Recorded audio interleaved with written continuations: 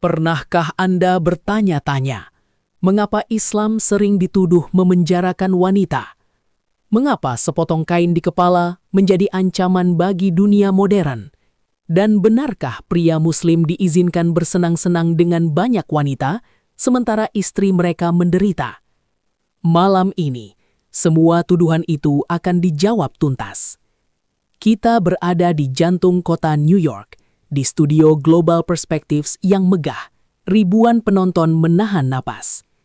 Di panggung sebelah kiri duduk Alice, seorang jurnalis senior dan ikon feminisme radikal yang dikenal tidak pernah kalah dalam debat. Tatapannya tajam, siap mencabik-cabik argumen lawan. Di panggung sebelah kanan duduk seorang pria dengan peci putih khasnya, jas abu-abu yang rapi, dan senyum yang tak pernah lepas dari wajahnya. Beliau adalah Dr. Zakir Naik. Sosok yang dikenal memiliki ingatan komputer, mampu mengutip ribuan ayat dari Al-Quran, Injil, Veda, dan Taurat di luar kepala. Ini bukan sekadar debat, ini adalah pertarungan antara dogma modernitas melawan wahyu ilahi.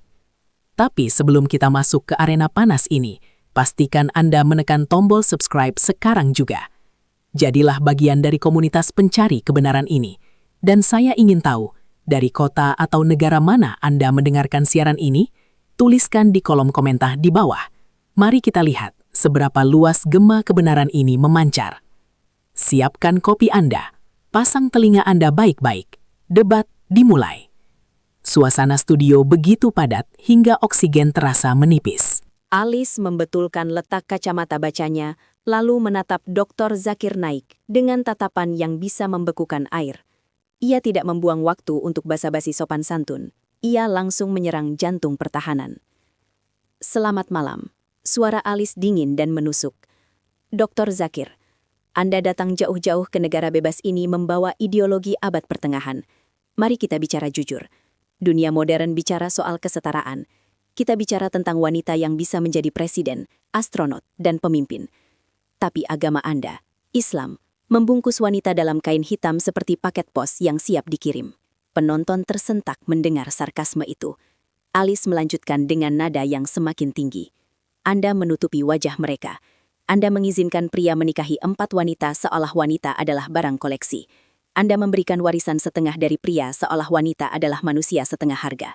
Pertanyaan saya sederhana, dan saya minta jawaban logis, bukan dongeng agama. Bagaimana Anda bisa menyebut Islam sebagai agama damai jika separuh pengikutnya, yaitu wanita, diperlakukan seperti warga kelas 2? Apakah Tuhan Anda membenci wanita? Kamera menyorot wajah Dr. Zakir Naik. Beliau tidak tampak marah. Justru, beliau membetulkan posisi mikrofonnya dengan tenang, mengucapkan bismillah, lalu menatap Alice dan audiens dengan tatapan seorang ayah yang sabar. Saudari Alice mengajukan pertanyaan yang sangat bagus. Buka Dr. Zakir dengan suara khasnya yang cepat dan berwibawa. Pertanyaan yang sangat penting dan sering disalahpahami oleh media barat. Saudari bertanya tentang hak wanita dalam Islam. Dia menuduh Islam memenjarakan wanita di balik hijab dan poligami. Saudari, mari kita analisis tuduhan ini dengan logika dan fakta sejarah, bukan dengan emosi. Dr. Zakir mengangkat jari telunjuknya. Sebelum Islam datang, mari kita lihat status wanita. Di peradaban Babilonia, jika seorang pria membunuh wanita, hukumannya bukan dia dihukum mati, tapi dia harus menyerahkan istrinya untuk dibunuh. Wanita adalah komoditas pengganti. Di Yunani kuno, tempat lahirnya demokrasi yang kalian agungkan, wanita diperjualbelikan di pasar-pasar. Bahkan di Arab Jahiliyah, jika seorang ayah mendapat kabar istrinya melahirkan bayi perempuan, wajahnya akan merah padam karena malu, dan dia akan mengubur bayi itu hidup-hidup di pasir gurun. Lalu Islam datang. Suara Dr. Zakir meninggi. Lewat Al-Quran dan Nabi Muhammad SAW, Islam mengangkat derajat wanita dari tanah ke langit. Islam memberikan hak kepemilikan harta 1.300 tahun sebelum wanita di Eropa boleh memegang uangnya sendiri. Islam memberikan hak menuntut cerai, hak memilih suami, dan hak waris. Tapi saudari Alice fokus pada pakaian, pada hijab. Mari kita bahas hijab. Dr. Zakir mencondongkan tubuhnya. Saudari, dalam Islam hijab bukan tanda penindasan. Hijab adalah tanda kehormatan. Hijab adalah barrier of protection atau perisai perlindungan. Mari saya beri analogi sederhana. Jika Anda memiliki dua orang saudara kembar yang sama cantiknya, saudara yang pertama Anda biarkan berjalan di lorong-lorong gelap kota New York dengan rok mini, baju terbuka, dan memamerkan tubuhnya.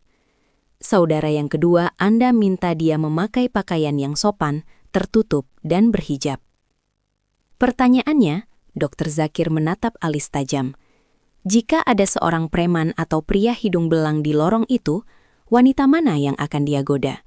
Wanita mana yang akan dia siuli? Wanita mana yang akan dia lecehkan? Apakah yang memakai rok mini atau yang tertutup rapat? Alis terdiam sejenak, bibirnya terkatup rapat. Al-Quran menjawabnya di surah Al-Ahzab ayat 59, lanjut Dr. Zakir cepat, mengutip ayatnya. Wahai Nabi, katakanlah kepada istri-istrimu, anak-anak perempuanmu, dan istri-istri orang mukmin, hendaklah mereka mengulurkan jilbabnya ke seluruh tubuh mereka. Yang demikian itu supaya mereka lebih mudah untuk dikenal, karena itu mereka tidak diganggu. Perhatikan logikanya saudari. Supaya mereka dikenal, maka mereka tidak diganggu. Hijab adalah sinyal bagi dunia. Sinyal yang berkata, saya adalah wanita yang menjaga kehormatan saya, bukan wanita untuk digoda. Islam melindungi wanita. Sementara peradaban barat yang Anda banggakan mengeksploitasi tubuh wanita untuk menjual sabun, menjual ban mobil, menjual rokok. Siapa yang sebenarnya merendahkan wanita? Alis tidak terima, wajahnya memerah menahan amarah. Itu alasan klise, Dr. Zakir. Anda menyalahkan korban. Anda bilang wanita dilecehkan karena pakaiannya. Tapi di barat, wanita bebas berekspresi. Kami tidak butuh dibungkus untuk merasa aman. Dan jangan bawa-bawa agama lain, fokus pada Islam. Dr. Zakir tersenyum lebar. Saudari, Anda bicara tentang kebebasan berekspresi. Mari kita lihat simbol wanita paling suci dalam agama Kristen, agama mayoritas di negara ini, Bunda Maria, Virgin Mary. Coba tunjukkan kepada saya, satu saja gambar, lukisan, atau patung Bunda Maria di seluruh gereja di dunia ini, di mana beliau memakai rok mini. Di mana beliau memakai baju tanpa lengan? Tidak ada, seru Dr. Zakir. Di setiap gambar, Bunda Maria selalu memakai tudung kepala. Beliau berhijab, beliau menutup tubuhnya dengan sopan. Jika Anda menghormati Bunda Maria karena kesucian dan pakaiannya yang tertutup, mengapa Anda menghina wanita muslim yang meniru pakaian Bunda Maria? Dan lihatlah para biarawati, the nuns. Mereka menutup seluruh tubuh mereka kecuali wajah dan telapak tangan. Persis seperti wanita muslim. Ketika biarawati melakukannya, Anda menyebutnya mengabdikan diri pada Tuhan. Anda menyebutnya suci. Tapi ketika wanita muslim melakukannya, Anda menyebutnya tertindas. Ini adalah standar ganda, saudari. Double standard. Penonton di studio mulai berbisik-bisik. Logika ini sulit dibantah. Dr. Zakir tidak berhenti di situ. Hafalannya mulai bekerja. Dan bagi Anda yang Kristen, jika Anda membaca Alkitab Anda, hijab juga diperintahkan. Buka Perjanjian Baru, 1 Korintus pasal 11 ayat 5-6. Di sana tertulis, tetapi tiap-tiap perempuan yang berdoa atau bernubuat dengan kepala yang tidak bertudung, menghina kepalanya. Sebab jika perempuan tidak mau menudungi kepalanya, maka haruslah ia juga menggunting rambutnya. Bahkan Alkitab lebih keras daripada Al-Quran. Alkitab berkata jika tidak pakai tudung, gunduli saja rambutnya. Al-Quran tidak pernah menyuruh menggunduli rambut. Jadi jika Anda ingin menyerang hijab, Anda harus menyerang Alkitab terlebih dahulu sebelum menyerang Al-Quran. Alice merasa terpojok dalam isu pakaian. Ia segera mengalihkan topik ke senjata utamanya, isu yang paling dibenci wanita modern. Baiklah, lupakan soal pakaian, potong Alice cepat. Mari bicara soal nafsu pria, poligami. Dr. Zakir, Anda tidak bisa menyangkal ini. Islam mengizinkan pria menikahi 4 wanita. Di mana keadilannya? Ini bukti bahwa Islam dibuat oleh pria untuk kesenangan pria. Bagaimana mungkin berbagi suami itu adil bagi wanita?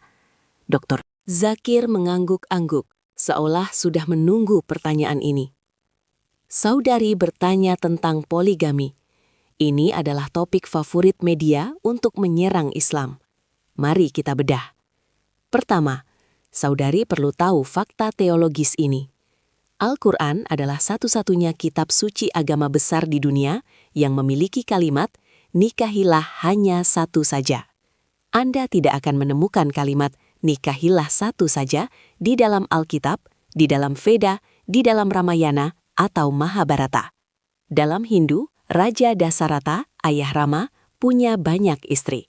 Dalam Alkitab, Salomo punya 700 istri dan 300 gundik. Abraham punya 3 istri. Tidak ada batasan jumlah istri dalam Yudaisme dan Kristen awal. Gerejalah yang kemudian membatasi menjadi 1, bukan Alkitab. Tapi Al-Quran di surah An-Nisa ayat 3 membatasi maksimal 4 dan memberikan syarat yang sangat berat. Jika kamu takut tidak akan dapat berlaku adil, maka kawinilah seorang saja. Tapi, mari kita bicara logika sosial dan statistik, Saudari Elis. Anda orang yang logis, bukan? Dr. Zakir mengangkat tangannya, menghitung jari. Secara alami, rasio kelahiran bayi laki-laki dan perempuan hampir seimbang. Tapi, sistem kekebalan tubuh bayi perempuan lebih kuat. Secara medis, bayi laki-laki lebih banyak meninggal di usia dini.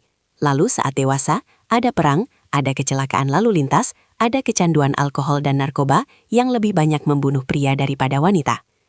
Hasilnya, di hampir semua negara maju, jumlah wanita lebih banyak daripada pria. Di Amerika Serikat saja, ada surplus wanita jutaan orang. Di Inggris, di Rusia, statistiknya sama. Jutaan wanita lebih banyak daripada pria. Dr. Zakir menatap lurus ke mata Elis. Sekarang, mari kita gunakan logika. Jika setiap pria di Amerika menikah dengan satu wanita saja, akan ada jutaan wanita Amerika yang tidak akan pernah mendapatkan suami. Jutaan, saudari, bukan 100 atau 200. Bagi seorang wanita yang termasuk dalam surplus ini, yang tidak kebagian suami, apa pilihannya? Dalam sistem masyarakat barat yang Anda agungkan, pilihannya ada 2. Pertama, dia tetap melajang seumur hidup. Kedua, dia menjadi wanita simpanan atau mistress dari pria yang sudah beristri. Di Amerika, punya simpanan itu biasa. Punya girlfriend di luar nikah itu budaya umum. Pria tidak dihukum, wanita tidak dilindungi. Dr. Zakir meninggikan suaranya. Mana yang lebih memuliakan wanita, Saudari Elis? Menjadi wanita simpanan yang dipakai secara sembunyi-sembunyi, tidak punya hak hukum jika hamil anaknya tidak punya bapak yang sah dan bisa dibuang kapan saja seperti sampah? Atau menjadi istri kedua yang sah, yang pernikahannya diumumkan, yang punya hak waris, yang anak-anaknya dihormati, dan suaminya wajib berlaku adil di hadapan Tuhan. Islam datang memberikan solusi bagi masalah sosial ini. Islam lebih memilih wanita menjadi istri kedua yang terhormat daripada menjadi wanita simpanan yang terhina. Kami memilih tanggung jawab. Anda memilih kebebasan tanpa tanggung jawab. Itulah bedanya. Studio Hening. Hening yang mencekam. Argumen statistik dan perbandingan simpanan versus istri kedua ini menohok logika penonton barat yang terbiasa dengan budaya perselingkuhan tapi anti poligami. Elis tampak terguncang. Namun ia adalah jurnalis veteran. Ia tidak mau menyerah begitu saja. Ia mencari celah terakhir. Celah angka. Anda pandai bersilat lidah dengan statistik, Dr. Zakir, kata Elis dengan suara yang sedikit bergetar. Tapi angka tidak bohong dalam kitab Anda. Al-Quran surah 4 ayat 11. Pria dapat 2 bagian warisan. Wanita dapat 1 bagian. Setengah. Ini diskriminasi matematika yang nyata. Anda menghargai wanita setengah harga pria. Jelaskan itu. Dr. Zakir tertawa kecil. Saudari Elis, lagi-lagi Anda melihat angka tapi lupa melihat konteks. Equality, persamaan, tidak sama dengan equity, keadilan. Dalam Islam, ada beban finansial yang dipikul. Pria, sebelum dia menikah, dia wajib mengurus dirinya. Setelah menikah, dia wajib menafkahi istri, anak-anak, bahkan ibunya jika janda. Uang yang dia dapatkan, haram dia makan sendiri jika keluarganya lapar. Hartanya adalah milik keluarganya. Sedangkan wanita, Dr. Zakir merentangkan tangan. Dalam Islam, wanita tidak punya kewajiban finansial. 0. Jika dia gadis, Ayahnya yang menanggung. Jika dia menikah, suaminya yang menanggung. Makanannya, pakaiannya, rumahnya, semua tanggung jawab suami. Jika seorang wanita muslim bekerja, dan Islam membolehkan wanita bekerja dalam koridor syariah, gaji yang dia dapatkan adalah 100% miliknya. Suaminya tidak boleh minta 1 sen pun. Dia boleh menyimpannya utuh. Dr. Zakir berjalan mendekati meja Alice, meletakkan 2 tangannya di podium. Sekarang bayangkan, saudari. Ada kakak beradik, 1 laki-laki, 1 perempuan. Orang tua mereka meninggalkan warisan $300.000. Si laki-laki dapat $200.000. Si perempuan dapat $100.000. Anda bilang ini tidak adil? Tunggu dulu. Si laki-laki dari $200.000 itu, dia wajib membayar mahar pernikahan, membeli rumah, memberi makan istri dan anak-anaknya. Dalam setahun, mungkin uang itu habis, atau bahkan minus. Dia menanggung beban dunia di pundaknya. Si perempuan, dia dapat $100.000. Dia simpan di bank. Dia nikmati sendiri. Suaminya tetap wajib memberinya makan. Uang $100.000 itu utuh, bahkan bertambah. Jadi secara real, siapa yang sebenarnya lebih kaya? Siapa yang lebih diuntungkan secara finansial? Wanita. Pria dapat bagian lebih besar karena dia jadi kasir keluarga. Wanita dapat bagian lebih kecil, tapi dia jadi ratu yang menyimpan hartanya sendiri. Islam bukan mendiskriminasi wanita. Islam justru memanjakan wanita dalam hal finansial, membebaskan mereka dari beban mencari nafkah yang keras, agar mereka bisa fokus pada peran mulia lainnya. Apakah itu penindasan ataukah itu privilege, hak istimewa? Alice terdiam. Semua kartu asnya sudah dikeluarkan. Hijab, poligami, warisan. Semuanya dipatahkan bukan dengan dogma, tapi dengan logika sosial dan ekonomi yang masuk akal. Namun, Dr. Zakir belum selesai. Beliau ingin menutup debat ini dengan sebuah poin pamungkas tentang posisi spiritual. Dan satu hal lagi, saudari. Mungkin Anda akan bertanya, kenapa dalam beberapa kasus hukum, saksi 2 wanita setara dengan 1 pria? Pasti Anda berpikir itu karena IQ wanita rendah, bukan? Alice mendongak. Ya, itu maksud saya. Itu penghinaan intelektual. Salah besar, jawab Dr. Zakir tegas. Itu bukan soal IQ, itu soal psikologi dan tanggung jawab. Islam mengakui perbedaan psikologis pria dan wanita. Dalam Al-Quran, Surah Al-Baqarah ayat 282, hal ini berlaku spesifik dalam transaksi bisnis atau utang piutang. Wanita secara fitrah lebih emosional dan penuh kasih. Itu bukan kelemahan, itu kekuatan mereka untuk menjadi ibu. Tapi dalam bisnis yang kejam, emosi bisa dimanipulasi. Tapi tahukah Anda, saudari? Dalam masalah kewanitaan, masalah kelahiran, masalah menyusui, Islam hanya menerima saksi wanita tunggal, saksi pria ditolak. Di sini, wanita lebih dipercaya. Dan dalam masalah yang paling krusial, penentuan awal bulan Ramadan, melihat hilal. Jika satu wanita yang terpercaya melihat bulan, kesaksiannya diterima, dan seluruh umat Islam wajib berpuasa. Satu wanita bisa menentukan ibadah miliaran orang. Jadi di mana letak ketidaksetaraannya? Pria dan wanita itu equal but not identical. Setara tapi tak sama. Sepatu ukuran 40 dan sepatu ukuran 38 tidak sama. Tapi jika Anda memaksakan kaki ukuran 38 memakai sepatu ukuran 40 atas nama persamaan, itu bukan keadilan. Itu penyiksaan. Lampu studio seolah meredup, memusatkan cahaya pada 2 sosok di panggung. Alice sudah meletakkan penanya. Bahasa tubuhnya berubah dari agresif menjadi kontemplatif. Dr. Zakir menutup dengan suara yang lembut namun menggetarkan.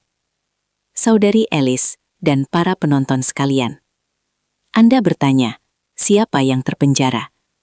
Wanita di barat dibilang bebas, tapi mereka terpenjara oleh standar kecantikan industri. Mereka harus kurus, harus seksi, harus operasi plastik, hanya untuk dihargai oleh pria. Wanita dalam Islam, dia dimuliakan, bukan karena ukuran pinggangnya, tapi karena ketakwaannya. Dia adalah ratu di rumahnya. Sebagai anak, dia membuka pintu surga bagi ayahnya. Sebagai istri, dia menyempurnakan separuh agama suaminya. Dan sebagai ibu, surga berada di bawah telapak kakinya. Islam tidak menurunkan derajat wanita dari atas ke bawah. Islam mengangkat wanita dari objek nafsu menjadi subjek yang dihormati. Dr. Zakir tersenyum, menatap Alis. Saya harap jawaban ini memuaskan logika Anda, saudari. Studio hening selama 3 detik. Lalu, perlahan, tepuk tangan mulai terdengar. Bukan tepuk tangan sopan, tapi tepuk tangan gemuruh dari mereka yang baru saja melihat tabir kesalahpahaman dirobek oleh pisau logika yang tajam. Alis mengangguk pelan, sebuah pengakuan tanpa kata. Dan begitulah debat bersejarah itu berakhir. Dr. Zakir Naik sekali lagi membuktikan bahwa Islam bukanlah agama yang takut pada pertanyaan. Justru Islam adalah agama yang memiliki jawaban bagi setiap keraguan, asalkan kita mau mendengarkan dengan hati dan akal yang terbuka. Bagaimana dengan Anda? Apakah pandangan Anda tentang wanita dalam Islam berubah setelah mendengar penjelasan ini? Poin mana yang paling masuk akal bagi Anda? Analogi permen? Logika istri kedua? Atau matematika warisan? Tuliskan pendapat jujur Anda di kolom komentar. Diskusi ini milik kita bersama. Dan jika Anda merasa video ini membuka wawasan, tolong tekan tombol like. Bagikan video ini kepada teman-teman Anda, terutama mereka yang masih salah paham tentang Islam. Kebaikan yang dibagikan adalah amal jariah yang tak terputus. Jangan lupa subscribe dan aktifkan lonceng notifikasi agar tidak ketinggalan debat intelektual berikutnya. Saya admin Login Barokah, undur diri. Assalamualaikum warahmatullahi wabarakatuh.